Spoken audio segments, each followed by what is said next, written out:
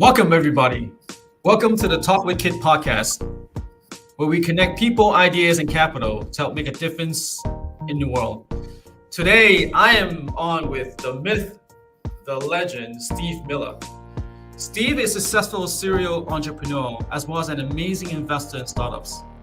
Steve and I will explore his entrepreneurial journey and the secret on how to build, identify, and invest in successful startups. Steve, welcome to the podcast. Well, Kit, thanks for having me on. It's great to join you. So you're wondering why I'm suited up. I wore my best suit today for you because you're a legend.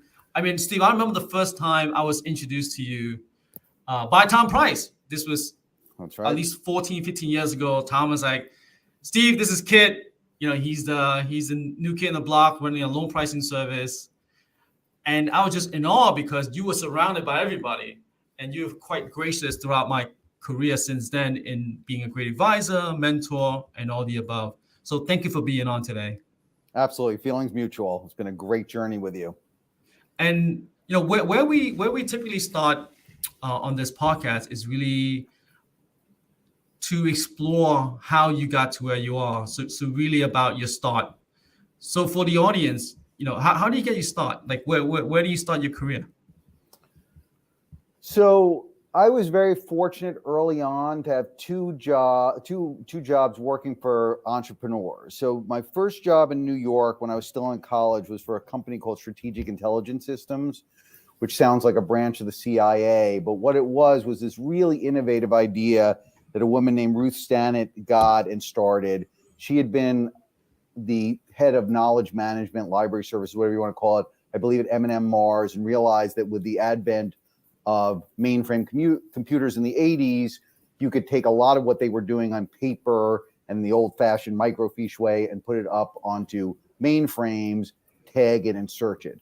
So she started this business and hired a bunch of college kids who, were going to school at night to look at articles in the major newspapers, the Wall Street Journal, New York Times, FT, whatever, and also trade rags and all the newsletters, abstract those articles, tag them, and then send them to the mainframe so that clients could use them. So I would spend 30 hours a week reading through these stories, summarizing them into bullet points. I had my old computer with the MS-DOS floppy disk that went into the upper drive, and then the storage disk that went in the lower drive. And we'd do that all day. Then we'd take the data disk, we'd hand it to Eddie, who was our manager. He would send it down to Virginia where there was a mainframe. They would code it up and then provide it to the customer. So the customer I was working on was Citibank. And so I spent 3 or 4 years reading all these articles about financial industry innovations and ATMs and credit cards and debit cards and all these sorts of things. Abstract those. My buddy Frank Santiago, who went on to have a great career for himself at Colgate-Palmolive, would cut out all the articles, pile them up for me, and then I would summarize them.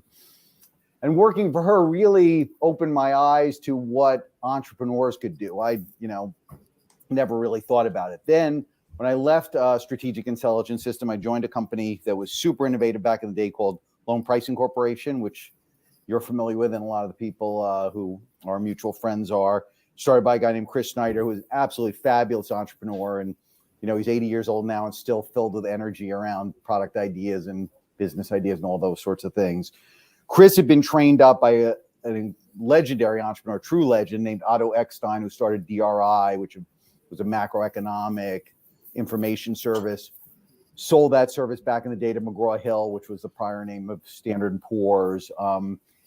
And Chris started the business with the idea of creating pricing metrics and benchmarks for commercial banks. And I joined there to be a reporter for a new publication that Chris was starting called The Loan Investor. I pretended at the time I was a journalist because I spent all these years reading great journalists and I thought I knew what I was doing. But being a reporter was a completely different set of skills that I had to kind of learn in a baptism by fire. But in the 5 years I worked for Chris, I got to watch him, how he operated the business, all the tricks of the trade, information technology and databasing and all that sort of things. And that set me out on my journey of starting eventually what became LCD with a couple of other guys that I co-founded in 1996. And that was the start of everything. Now, one interesting story about Loan Pricing Corp that's probably worth talking about. I ran through this a bunch when we were selling our business a few years ago in our sale process. We had combined at one point all the different publications that Loan Pricing was publishing. So there was the Loan Investor, there was Loan Pricing Report, and then those Gold Sheets. We were going to put that into one publication we called the Gold Sheet. And we had redesigned it. And Chris said to me, we need a display on the front that people can look at every week and come back to and really want to find out what's going on in the market. And he said, you need to go out and find that sort of data-rich display to put on the front cover. So I went out into the market and I talked to as many people as I could. I had all these contacts from being one of the first reporters in the loan market. And one day I was sitting in the office of a guy named Alan Fitch, who I'm still friends with at CIBC, and talking to him about this. And he pulled out for me a display that was really a very simple summary, but super innovative at the time, that looked at the average spread, unused fee, and number of months the term was at each rating category on average for the last few months in the market. So where were double A's printing, where was single A's printing, triple B's, double B's, single B's. And that, the light bulb went off. I went back to the office. I looked in our database deal scan, recreated that chart, that table that Alan was so kind to share with me. We put that up on the front of the Gold Sheets, and it became a really very strong foundational piece of information. But the interesting thing that happened is as we started publishing that, you really saw over time that all the dispersion in the market. So when we first started doing it, let's say the single A unused fee range from 1/8 to 3/8. Well, over time that collapsed down because people were now looking at this broad market display and now pricing to the market. And that was a revelation for me and allowed me to think through other benchmarks like that.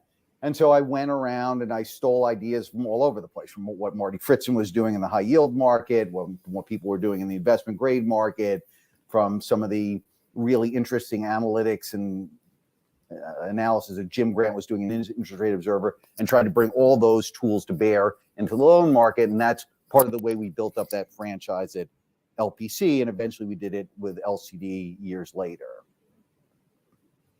So what inspired you to, I guess, launch PMD in '96 then? Like, how did that get started?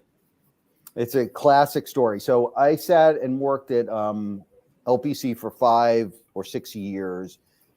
And then I got some interest from people at banks. So I went to work eventually at Bankers Trust, and I had a great year working there. When I went to work at Bankers Trust, Chris made a very prescient comment to me that I thought at the time was something I ought to ignore, which is, if someone like you or I, Kit, go to work at a bank, there are two types of people who work there. There are traders and there are the clerks, the people who do, all the grunt work and analysis. I didn't really believe it until I got in there and I saw it. And what I saw in the year that I worked at Bankers Trust is, I was a really, I think, well-respected clerk who put together all these benchmarks and comp sheets and whatever for the team there, but I wasn't going to be able to move as I dreamed to the dealer side of it, trading loans or structuring loans. I just didn't have the knowledge base or the background to do that.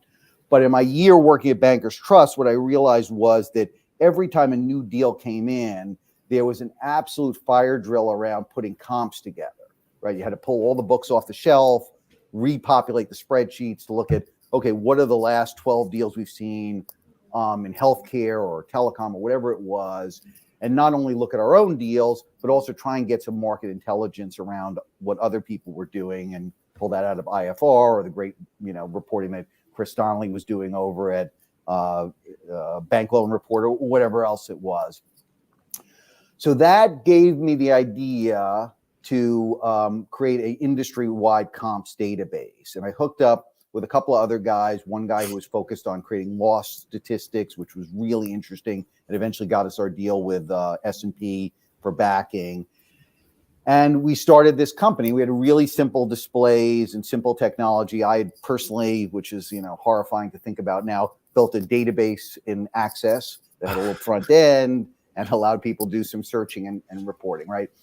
And so we went out and we sold that database to folks, and it was great in the pitch. Like, people looked at it, they got it, they realized, boy, if we could create this comps tool based on all the deals in our library of bank, what we call bank books back then. I guess we call it info memos now. We could have much easier access to what we want to use for comps. We could save a lot of time, and we could do things much more efficiently.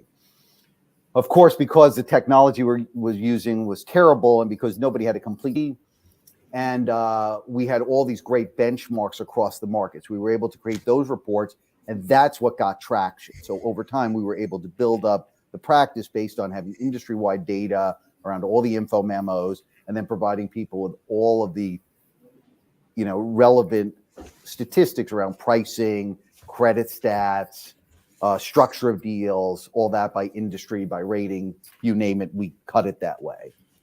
And that's, I don't know, that was maybe didn't answer exactly the question you asked, but I think the inspiration for the business came from what I learned from working at LPC in concert with what I learned working at Bankers Trust on what people needed for comps, created the germ of an idea that we took out to market. We failed on the original idea, but because we were facing off against customers and getting the constant feedback you get when you're in that job, it created a product that got some traction. So how much of it was the idea versus how much it was actually getting the right teams in place that allows you to pivot? Yes, that is a great point. So the idea is obviously important, but as you say, the execution is the key to everything. So getting the right teams, like when I'll never forget this. Babak and I had a dinner with a bunch of other friends and colleagues at Peter Luger's, which I used to go do back in the days when I ate red meat. I don't do that anymore, unfortunately, for my health. And on the way back, he was telling me that, he had, kind of run out the string at LPC. He was maybe looking at trying to go to a bank or something else. And I said to him, I've got this idea. You would be the perfect partner for it. Why don't we talk about how we can get you over? And he had the great courage to bet on what we were doing, and we brought him over. And over time, we brought in all sorts of other really excellent people, some of who I work with still today. So the first analyst we hired was a guy named Mark Auerbach, who eventually morphed into sales, and as far as I'm concerned, is the best sales guy the loan market's ever had. And behind him, we hired a guy named Rob Hollenberg, who, like Mark, still works with me at Fitch and has been the data guru on loans for as long as I can remember. And we had lots of people around that team. And then when S&P bought us in 2000, part of the mission was to create a news service, because what S&P was really looking for from us, among other things, was to create profile for them in the nascent days of the loan ratings market. So I went to our bosses there, Ed Emmer and Bill Chambers, and I said, if we're going to do that, the only way to do it is to get the best guy in the market, and that's Chris Donnelly. And we went and we recruited him. He came over. He hired a great team that includes Kerry Canton and Matt Fuller to build out that editorial business. And those three are now repopulated with us today at Fitch and are running our LevFin Insights business along with Luke in London. So what made you decide to sell in 2000 to S&P?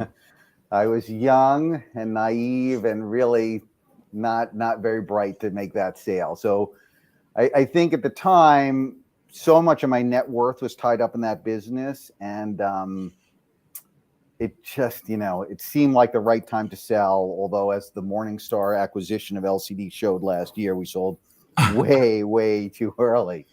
But the other thing that was exciting about combining what we were doing into S&P was the index.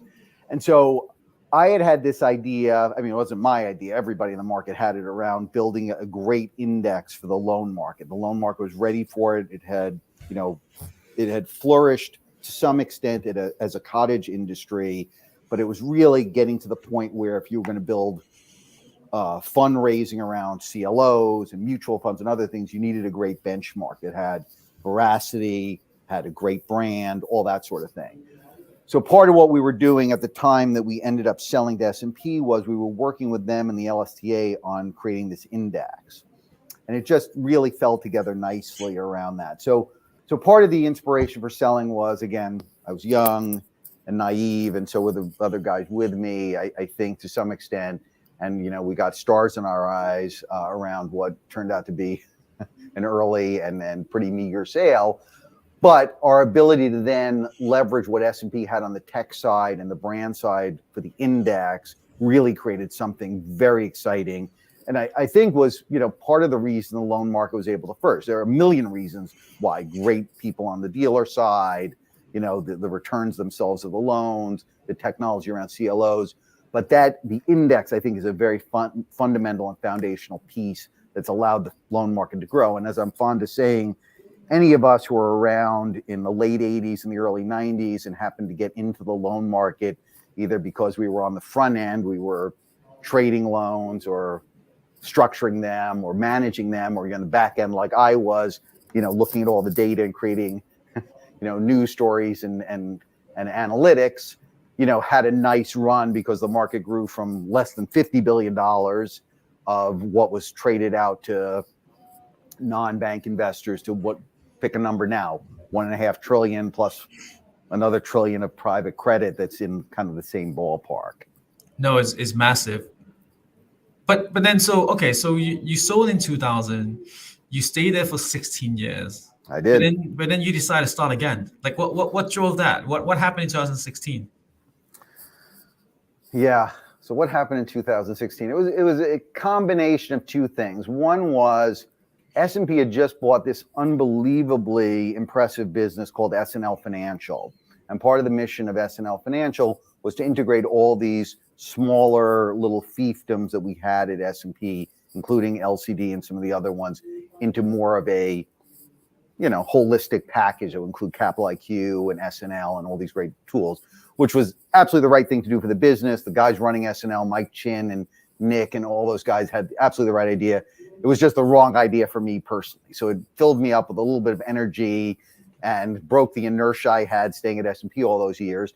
And at the same time, this opportunity came up to join this Leeds Equity Partners owned business called Fulcrum Financial Data LLC. It might not have been called that then, which owned Covenant Review, Capital Structure, which was a news service in London, and Pacer Monitor. And it seemed like the right idea because so when I talked to Scott Van Hoy, who was the main partner on the deal at Leeds, it seemed like what they needed was somebody who was like a consensus CEO come in there and try and put the three businesses together. And also, it was an incredible opportunity to expand what Covenant Review was doing and Capital Structure to some extent in the loan market. And so obviously I came in with a book of contacts and a vision around the data that I think added to that as well. So I think it was a combination of being able to, do something new, have the opportunity to really use all of the skills I'd accumulated over the years in a way that gave me some equity upside, which was really exciting and great. And then the kicker was, I was able to get in there and work with this new incredible team of people that included Tony Canali, who ran Covenant Review Legal Research, and Jessica and Scott and Ross, who were his lieutenants around all the legal research we were doing, and some of the folks on the data side and whatever. But also, when I was at S&P, because of all this integration, the heat was on me. When I left, the heat kind of fell down onto the team, the really excellent team I had at LCD. And those guys got galvanized and wanted to leave to start a new thing called LevFin Insights. And I think they shopped that idea around a bit, but we with Leeds, I think made them a compelling deal to put together their own little business and equity ownership within the context of our Fulcrum business. So I felt like I got the best of both worlds. I got many of the colleagues I adored from LCD over and working on LevFin Insights, plus all these new incredible people to work with on the legal side. And for me, it gave me a chance to, get out of my rut of just writing about, what was going on in the index and default rates and all that stuff, and then start to work with this great team to put together all these statistics that didn't exist, I don't think, at the time very much, on what was going on in the structured deals, the covenants, all those metrics. So it gave me a new exciting data set to work on. So that's really what inspired me. And we had a great run there. In 2.5 years, we were able to build enough momentum and value to inspire us to hire Houlihan to run our process. And we ended up selling to Fitch, and Fitch has been a great home for us ever since. And before we go into the sale process, because I can explain to you, it's one of the sadness in my career, because there was a chance that you and I could have worked together, which we'll touch on. But talk about leadership, right? Because you ran S&P LCD, you were part of the S&P leadership organization, and then going from there to leading a private equity backed company as a CEO. Like how different is that in leadership style that you had to pivot towards? It's different. There's a lot of difference to it. So I think when I was at S&P, the idea was to build incrementally every year to try and add something. So, obviously we started with US loans back in the late 90s and early 2000s. And over time, we expanded our remit into Europe. We hired some great folks over there and built out a European franchise. We had Sarah Husband and Sujit and Ruth McGavin and Luke over there doing that. And then we brought in Matt to build out high yield coverage, and we explored that. So it was kind of an incremental build, and you could do X amount each year to try and build up the practice. And it was a very disciplined approach in a lot of ways to how we were doing it. And I was fortunate for years at S&P of having bosses who kind of left us alone. First, because we were too small to care about. All they cared about was go out and create profile for us in the loan market. We were too small to move the needle numbers wise. And later on, they hired a guy named Lou Eccleston, who was one of the early guys at Bloomberg and ran a big unit at Thomson Reuters. And he really got our business and gave us a lot of opportunity to grow it and hire great people. He was a terrific boss. Then joining a private equity firm, I think got me back to much more of an entrepreneurial mindset. We wanted to take more risk. We wanted to put things out. We wanted to be innovative in different ways. And we did things, as Chris Snyder used to love to say, if you want it bad, you get it bad. We did things quick and dirty. We got them out the door. We didn't worry a lot about, all the construction of how the foundation was built. We just wanted to get data out, see what the market reacted to, and keep building on that. So yeah, in a lot of ways for me, with my background, it was a little more fun to do it that way. But, as I'm fond of saying, in large organizations, you look around and you see all these resources, but it's hard to get your hands on them. And in an entrepreneurial setting or a private equity setting, the resources are much more constrained, but you have much more access and ability to put them to work quickly. So in a way, you end up in a very similar place. It just feels like you're going a lot faster in the entrepreneurial opportunity. Not different than your original experience, right? Working for the great Mike Rushmore, who is one of my great friends of this market. I met him in 1996, I think, when I first started PMD, even before, we changed the name and all that stuff. And he was just starting the loan research group at B of A. And he and I were like kindred spirits, because I was trying to build out all these market benchmarks, and he was trying to create for B of A all these metrics and research and tools that they were doing. And I was always super impressed with how quickly he was able to pivot to the customers, and, his idea that the first rule of being in business is be in business, and really trying to respond to what's out there. And Mike did one of the most mature things I've ever seen anybody do, particularly any of us, entrepreneurs who tend to, have ego. Some of us are better at hiding it than others, I suppose, which is he met Lance Ugla, looked at what he was doing. Mike looked at what he was doing with LoanX, realized Lance had a bigger, better vision, and said, I'm attaching my LoanX venture to him. And it was an amazing run for Mike personally, I think for you and the team there at LoanX, and for everybody involved. It was a terrific experience. No, totally. So before we get back to that, because we will get back to that LoanX conversation, talk about the sale fulcrum in the process. And, as I mentioned earlier just now, I was on the other side bidding for it. And I can tell you, Steve, like I spent a lot of my time pushing for the deal. And I thought we had something going. But then I also got pulled into the IPO deal. Yes. And unfortunately, whatever happened, we end up not, coming together as we always wish. But there's always an opportunity going forward. So how do you decide who to sell to? Like, talk to us about the process that you went through in the sale, and talk a bit about what you posted on LinkedIn the other day as well. Some of the advice you gave to founders. Sure. Thanks for bringing that up. So Yeah, I mean, the sale process was a really interesting process. The first time I really ever been through it, because when we sold our PMD startup to S&P, as I said, we were young and naive. We barely looked at other options. S&P had a first look at our business because they were one of our original backers. So going through that sale process was a super interesting learning opportunity for me, and hopefully I did a good job for Leeds and the other equity holders, including myself, in getting that done. So the way that process played out was in 2018, we looked at the business. It was growing great. We were getting a lot of reverse inquiry because of the piece of content, I think even from you guys at Market at the time, was very meaningful. Everybody was trying to get their arms around what was going on with covenants and deal structures. And so we got galvanized to go out and sell, right? It seemed like time was right. The market was super hot. We were hot. The idea was hot, all that stuff. So we hired this banking group called Quayle Monroe, who eventually, actually during the process of our deal, ended up selling themselves into Houlihan. So eventually we had Houlihan representing us. And we went through that whole process. And there were a couple of interesting lessons learned, I thought, that I summarized the other day on LinkedIn. The biggest one, which should have been obvious to me, but it wasn't going in, was when we got the pitch from all the different bankers who talked to us about potentially getting the mandate, was everyone came in with these terrifically spiffy pitch books to show us why they should win our business. And everybody had a very similar display on one of the slides, which was, here's the last 20 deals we've brokered. Here was what we predicted the deal would go at during the pitch process. Here was the range of outcomes around that.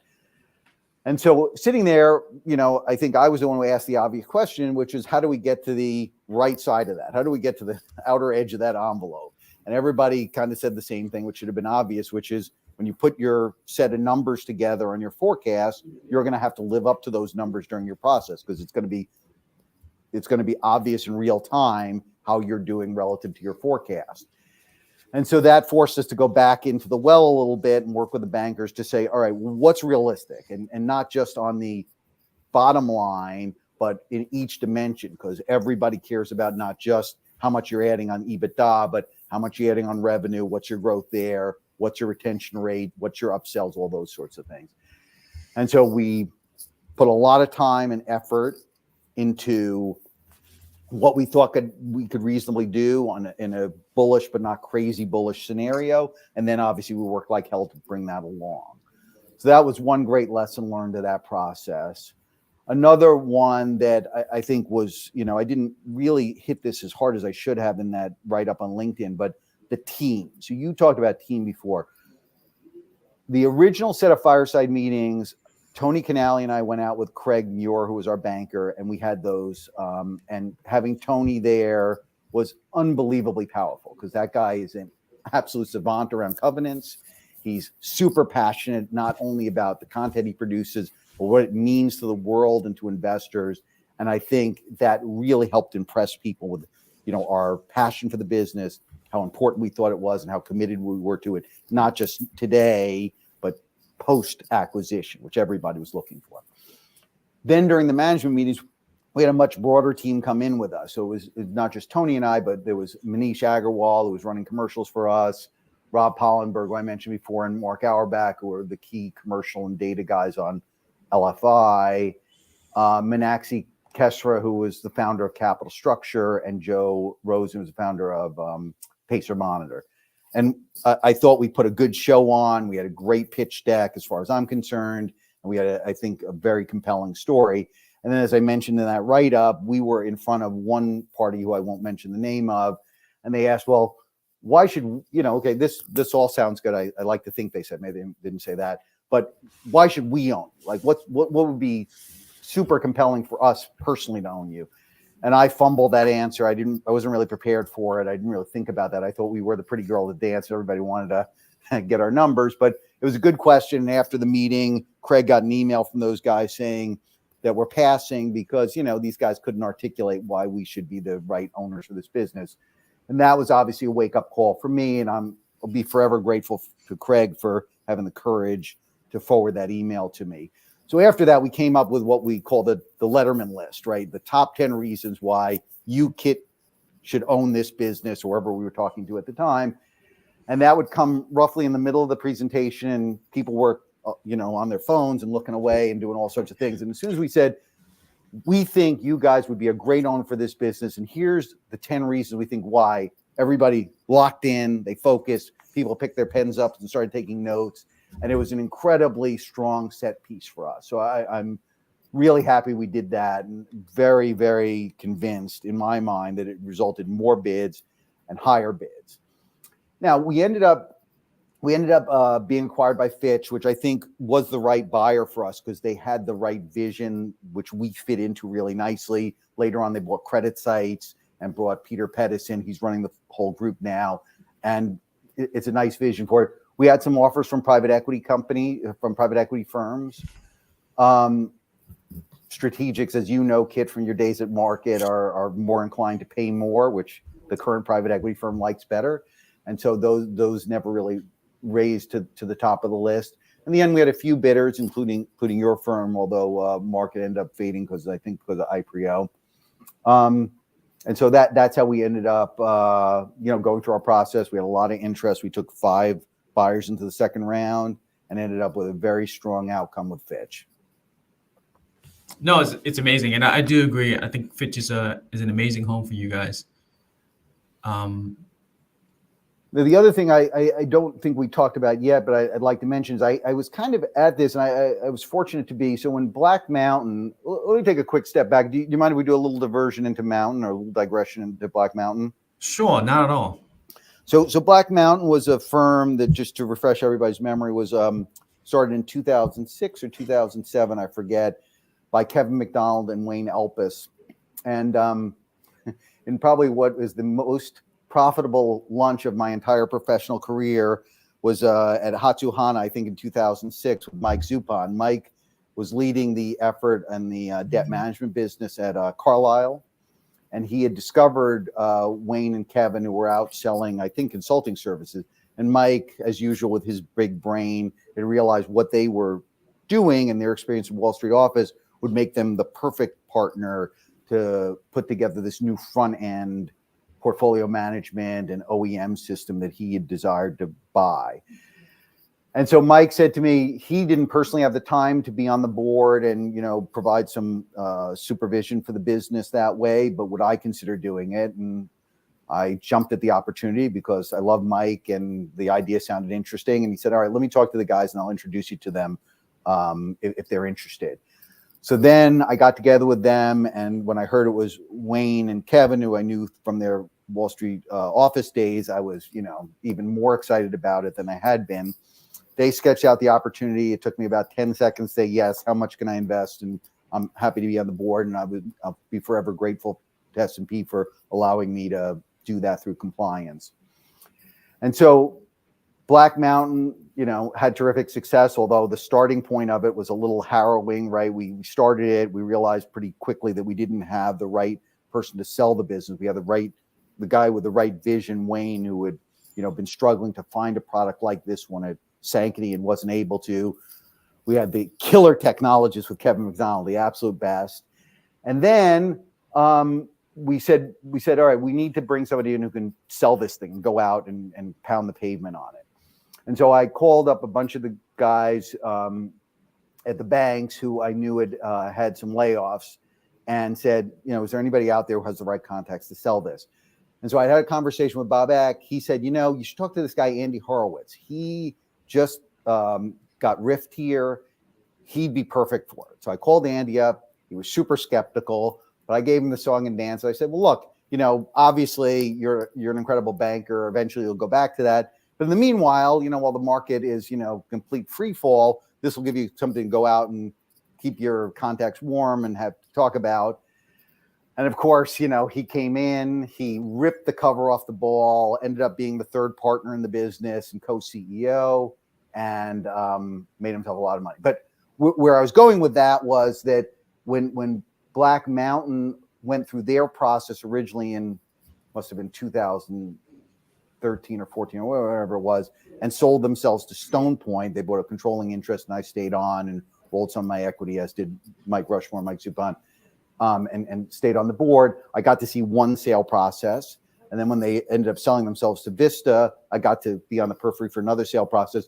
But I think it made me a little smarter when we went into our process to at least be around the hoop and see how the bankers were translating the information from all the potential buyers into the Black Mountain team and how the story was crafted and all that. So I had a little bit of a running start when we went into our process. But so this is a perfect transition because not only are you a successful founder, but you've been a very successful investor in identifying and investing in startups. So what are some of the things you look for? Because not only did you invest in Black Mountain early days, LoanX, and a bunch of others, and you're also part of that Tribeca early stage team, which invest in things like Genesis and a lot of these very early stage players that are now unicorns. Yes. Well, look, I've invested in a lot of businesses over the years, and I've had some great success. I've had some good luck to be around really great operators, and I've had some, bagels along the way as well that I prefer not to talk about and prefer not to think about, actually. But I will say the common theme in my journey of investing and building wealth in this business has been investing in people I believe in and who I know. So our first business with PMD, it was me and two other guys who started that up, and we were able to, build ourselves a successful business by hook or by crook. As I said, we failed on the first idea, or at least my side failed on the first idea, and then, we ended up figuring it out as we went along. Then Mike Rushmore came. I knew him really well and believed in him, and David May, who was his partner. And so that was an easy check to write. And, it was an incredible outcome because he, as I said before, had the vision and the maturity to say, what Lance is doing is where we want to go. Let's move the business there. And then the same with Black Mountain. I mean, it was a no-brainer to me because Mike Zupon was involved. There's nobody in the market I have more respect for than Mike. And then Kevin and Wayne at the time, I knew their exploits from their Wall Street office days and listening to their vision and their pitch. And, I did a little research on my own, right? Talked to some of the guys I knew on the buy side, and it felt like something that was going to be able to get traction. So, and then of course, when we reloaded and did the Fulcrum business, whether it was, writing a check to, make an initial investment in Fulcrum and taking some sweat equity there, or setting up the team in LFI and personally writing a check and again, setting them up. It all seemed easy because they were people I believed in. It didn't feel like much of a risk, except with the one exception of Black Mountain in 2009, when it felt like there were going to be 20 buy-side players left. So even if they were hugely successful at the time, It felt like a pretty constrained market. But fortunately, that turned out brilliantly in the end because the CLO market, as usual, proved resilient. Now, with Tribeca, I feel like I've outsourced to John McAvoy and Steve Salvador and my buddy David Levy and the other guys on the investment committee, like Kumar, the diligence process, and I feel really good about that because they're every day pounding it out. They're looking at 1,000 deals or whatever a year and whittling that down to a few. And what I've tried to do there is stay focused on investments that I understand. So fintech oriented investments in, that make sense to me, and pass my own tummy test. And some of those have turned out brilliantly, like Genesis and Alloy. Others have turned out less well. That's, you're not going to bat 1,000, whether you're playing baseball or investing in companies.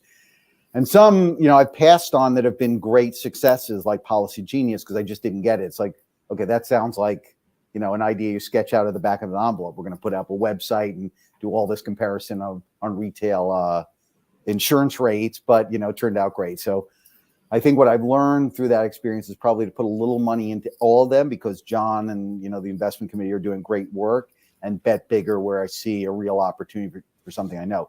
And then, of course, Kit, I look for people like you who are incredibly gifted, talented guys to start new businesses and then give us old dogs a chance to ride along with you and make investments. So that's the other thesis I have is great people like you starting businesses and, betting on those because you've got people who understand how to face off against customers, incorporate that feedback into the product development like I did back in the day with the team at PMD, and realize how you fail quickly, you pivot, you move, you transition, whatever word you want to use to get yourself to success. No, I appreciate that. And so, having seen, I guess, the fintech space over the years, like, what is your view now in the landscape today?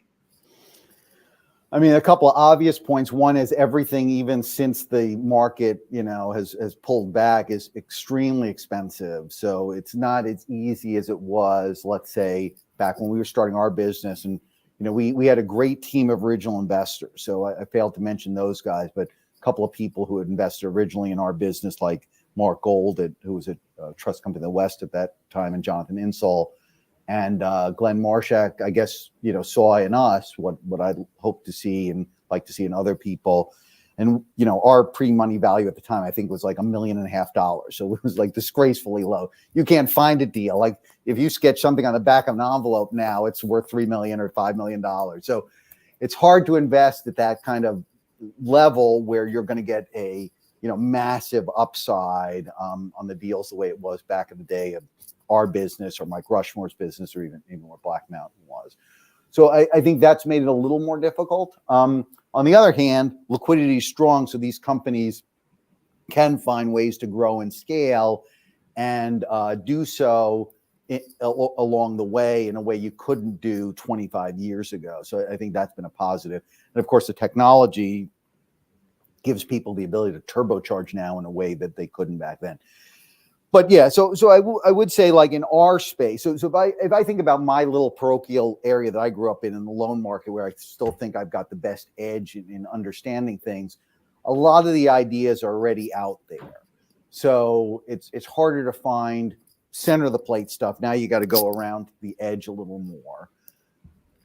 But look, I mean, it's the old story. Like, what was it in like 1900? Somebody said you should close the patent office because, all the patents have been discovered yet. There's no more innovations to come. There's going to be plenty of innovations. I'm excited about the future. But what I really want to do is either embed in ideas brought by people I believe in, like the team at Tribeca, or founders and teams of founding teams that I believe in. And that's, as I said before, if I think about where I've created wealth for myself and my family, it's really been in those 4 or 5 situations where it was people I really knew intimately, believed in completely, and had ideas that they were really set up well to succeed in. Not, I looked over there, and if I can just be the Uber of this or the Airbnb of that, I'm going to succeed. That's right. So for those that are starting out, right? For those that are, if they were Steve in '96, like, what are some of your advice for them starting today? If they say, hey, I'm going to launch a startup, like how do you see that difference in terms of approach that you took in '96 versus today? That's a really interesting angle. I think some things are so much easier today than it was back then. So I'll start with a few obvious things. The ability to stand up databases and websites and technology and all that stuff, infinitely easier now than it was then. So it gives you a great edge to get into business quickly.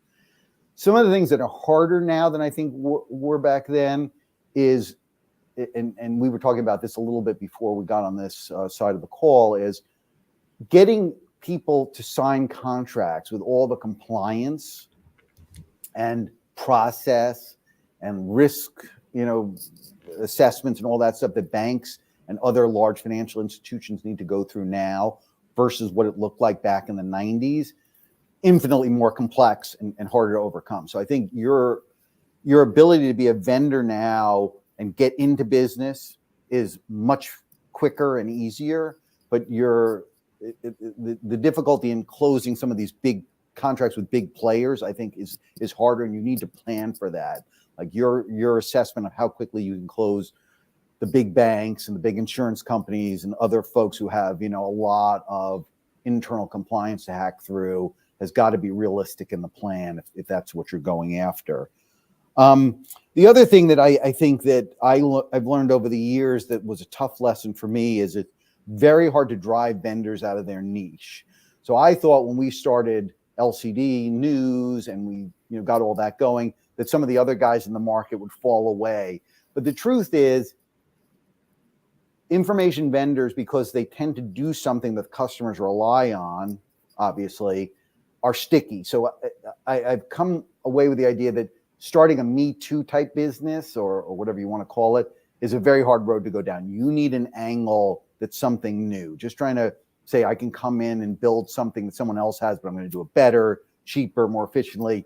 That's a tough road to go down. So when I see business plans now, the two things, or two of the things I like to see, are an entrepreneur who said, I was sitting at my desk trying to find an idea like Wayne Elpis was at Sankety, and I couldn't find it. So I went out and started a business to do it, because that's a terrific foundation origin story, right? And the other thing I like to see is somebody who's got a plan that where their main competition is in either homegrown systems or spreadsheets or that type of stuff, versus another competitor sitting there in the space. And there's been great examples of that in recent years, like what Reorg's done around building out all the tools that they have. Nobody saw it a few years ago. They saw it, and they, built this tremendous business around it. Same idea with what Mike Rushmore did with LoanX back in 2000. I think in similar way what we did with LCD or PMD back in 1996. So those are the kind of things I think I've come to. The other thing that I've had some bad experiences around that's maybe worth talking about is businesses that try and solve regulatory problems.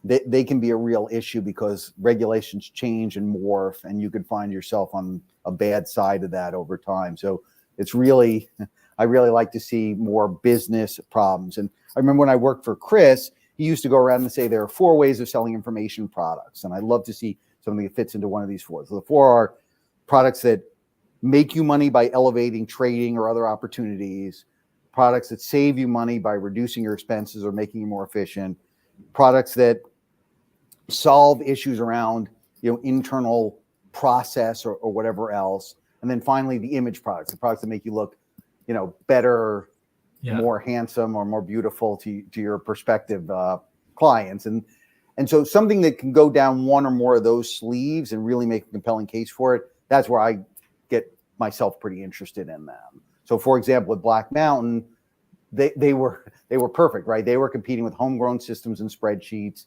Their product immediately made people more efficient, made the business they were doing more easy to run. And they created all these displays that people could put into their pitch books to say, we've got great mastery over our portfolios and how those portfolios compare to other people in the market. So checked a lot of boxes. And fortunately, those guys are great operators and got it done. No, totally. That was extremely insightful, Steve. Thank you so much for being on today. I'm sure I'm seeing these pings from people on my text messaging of how insightful this conversation has been. So thank you for being on today. It's been quite enlightening. Now, where we usually end is, so you still have Fitch. So where we usually end is, how can the network help you? What are some of the things that you look for from the community that's watches this podcast and as part of the network? Well, yeah, at this point in my career, what I'm most interested in is seeing interesting business ideas that I can, either be helpful by investing money, by, providing some, connections or whatever else I can bring to it personally. Those are the kind of things I'm looking for. Any interesting ideas out there, there's never a bad time to talk about those. And totally. Kit, you are one of the great originators and providers of them, so I always appreciate that.